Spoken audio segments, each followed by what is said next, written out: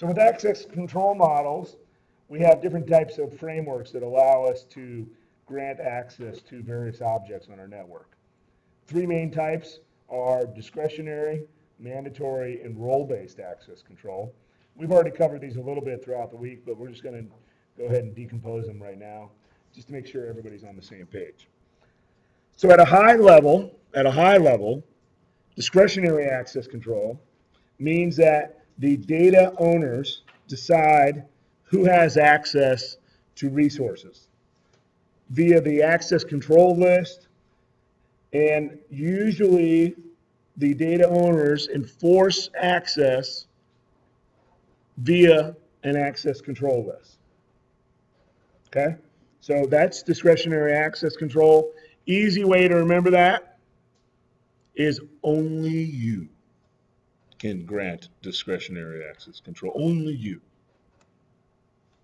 Okay? You as being the data owner.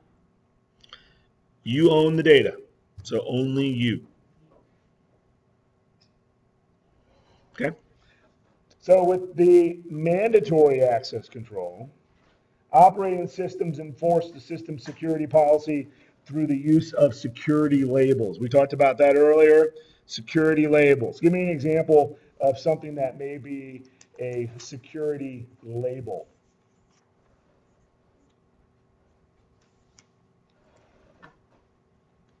Some sort of classification. Good job. Thanks for speaking up there. Top secret or some sort of sensitivity. And with Mac implementations, the system makes access decisions by comparing the subject's clearance and the need to know of the object's security label. Whereas in the DAC, the system compares the subject's identity to the access control list on the resource that's wanting to be accessed. So here on page 790 in your book, you can take a look at that and get all caught up if you really wanted to. So there's two other kinds here. One is this role-based access control. Role-based access control. And the other one is rule-based access control. Conveniently, they both look like RBAC, but for your exam purposes, just the role-based access control will be RBAC. Okay?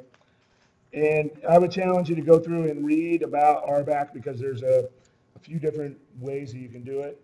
But generally, it's centrally administrated set of controls that defines how subjects and objects interact based on the different responsibilities of each role.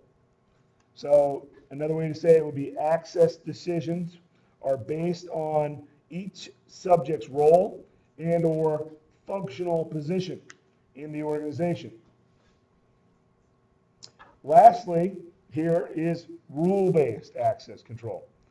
If you think about rule-based access control, first thing that I think of is kind of something to deal with logic.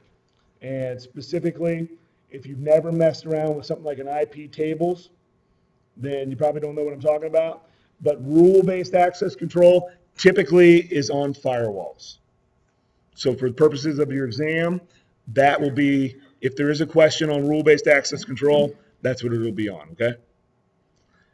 So check it out. I've been involved with role-based access control projects before. And, in an organization that had roughly 6,000 users in this organization, we had over 2,500 roles for those 6,000 users, which in my opinion was unacceptable. That's just too many, right? The whole purpose for having a role-based access control system is to try to reduce the complexity, and by having that many roles, it just makes things much more complex. So it's kind of counterintuitive. But depending on how robust your implementation is, you can have a whole bunch of different types of roles that are implemented in your system. So again, let's just review here. The discretionary access control enables data owners to dictate what subjects have access to and the files and resources they own. So remember, if you own the data, only you can prevent forest fires.